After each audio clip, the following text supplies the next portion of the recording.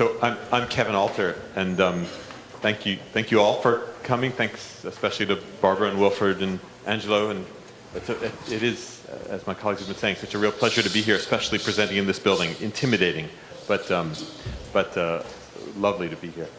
I'm excited to be here and present something of my work and my thoughts. And I wanted to start with this one image. This isn't a building I did. It's a building from the early 50s in California by it's one of the Eichler homes. A developer named Joseph Eichler, built 12,000 of these in California just after World War II.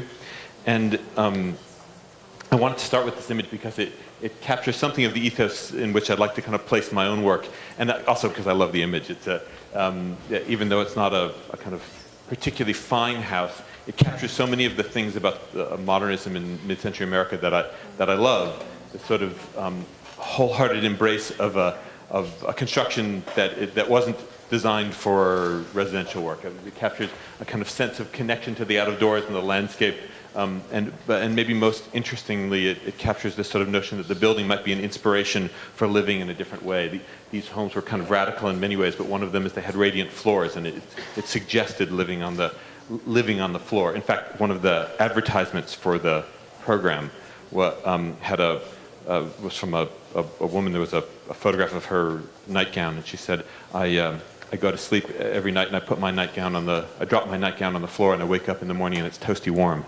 And I thought the kind of sense that the building might inspire a way to live is inspiring to me. But to be clear, it's not sophisticated, formally exacting work for sure.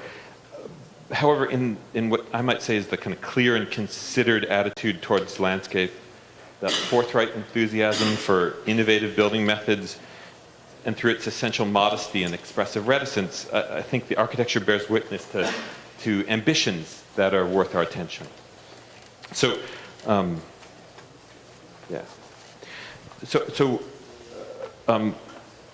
my buildings are rooted in sort of, I would say, deep-seated virtues of architecture. Those kind of things that we all try and do: generous space-making, shrewd manipulation of daylighting, meticulous attention to detail. But the modern principles that are evident there also serve as a foundation for my own work, and I wanted to underline four of those principles that I find kind of resonant with my own work, or at least that I aspire to. The first I would call expressive reticence. It's consistently prized in all of the work above, you might say, the gratuitous manipulation of form. The buildings privilege the direct corporeal experience of architectural space and form over didactic legibility, and are meant to be inhabited and lived in first and foremost. Normative construction techniques provide the basis for all of my work, but at the same time, structural ingenuity is sought out ubiquitously. Special attention to construction is employed to elevate the buildings from the norm wherever possible, and hopefully imbue them with a sort of sense of agility or maybe lightness. Each building is conceived of as a direct response to its particular situation, and rather than providing directions for consistency, context is always engaged into dialogue, and the buildings serve as vehicles to elevate those conditions that are compelling, to sublimate those that are problematic, and to reinforce those that need support. And then finally, and perhaps most importantly, the serendipity of nature and social occasion that is often a sort of subtext to many of that sort of mid-century modern work is consistently valued over composition. Its temporal condition highlighted against a backdrop of permanence in building. On that last point, I just want to dwell a little bit, because it's really important to me. I'm suggesting an aesthetic, I don't know, what should we say, an aesthetic principle that's different from compositional strategies that are often promoted in the field, and certainly in universities. This is an argument for a particular way to pose a building, one more in sync with Japanese aesthetic philosophies of like wabi-sabi, for example, where architecture is like a prime canvas for putting forth the beauty of the natural and the excitement of the exception, where serendipity is prized far and above over formal composition and order. So in our work, for example, we're most interested in embracing nature through highlighting the beauty of a meandering oak limb, the shadows that fall from a stand of timber bamboo swaying in the breeze, the amazing orange of a Texas sunset, or the meandering patterns of a wood grain. I'm certainly more interested in those things than in presenting any kind of a formal system that arises from any given circumstance. So I wanted to put forth my work with a proposal. And here goes the proposal. So I believe that it's the odd circumstances of the peculiar problems endemic to any given project that give rise to the most compelling buildings. In this context, I'd argue that architecture occurs at the site of conflict. Let me try and explain that.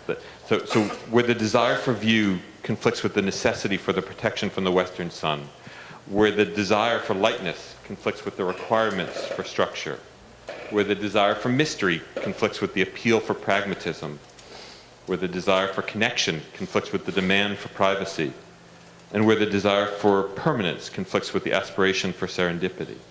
Like, these are really interesting places for me. And each building we begin designs with seeking out and engaging the conflicts that are intrinsic to its individual circumstances.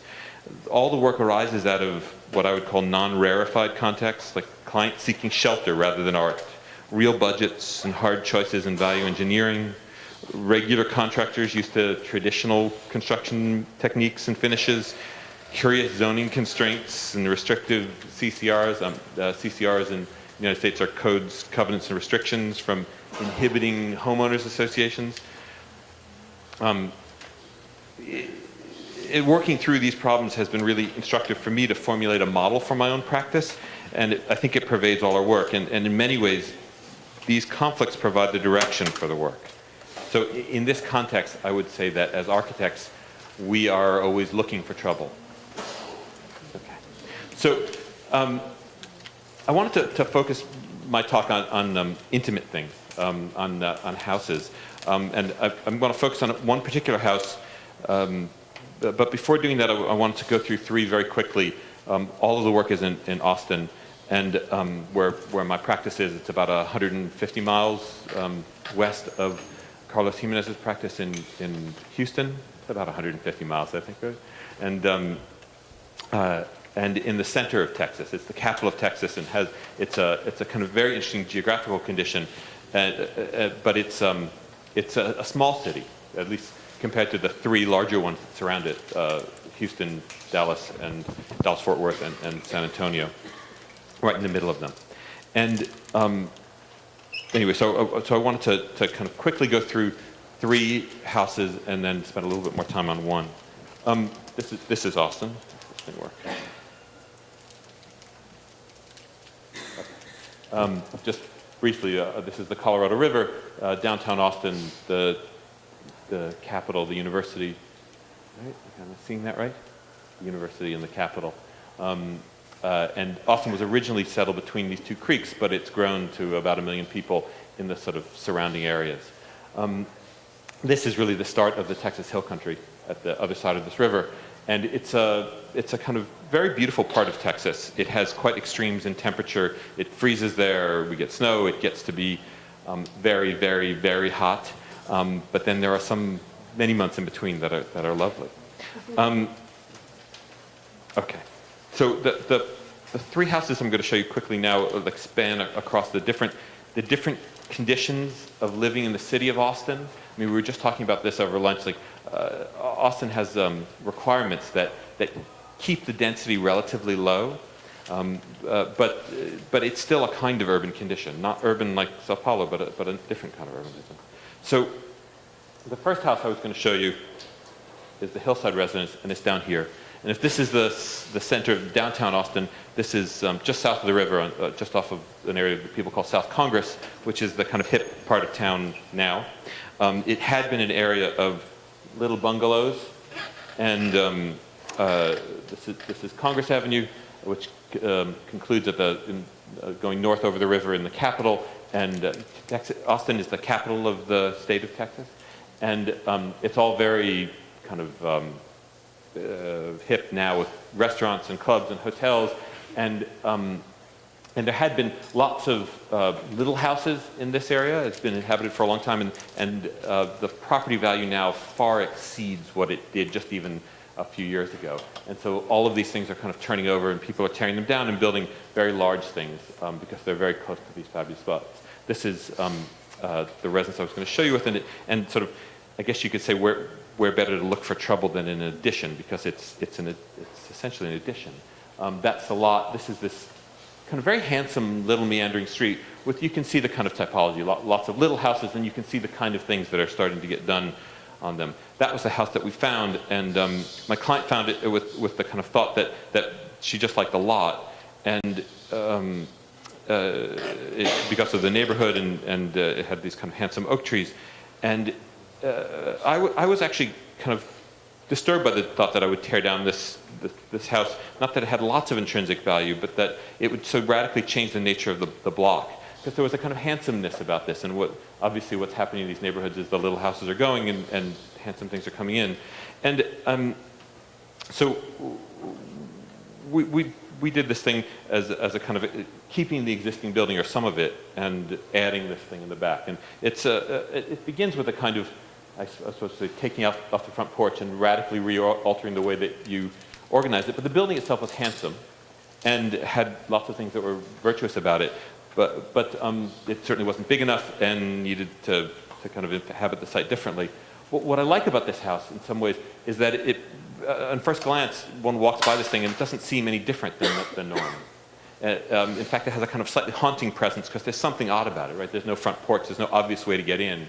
The mailmen and the kind of package people often have problems showing up. They don't actually know what to do, and it always reminds me of a kind of paraphrase from Freud, who described, he was really infatuated with this idea of things that were haunted.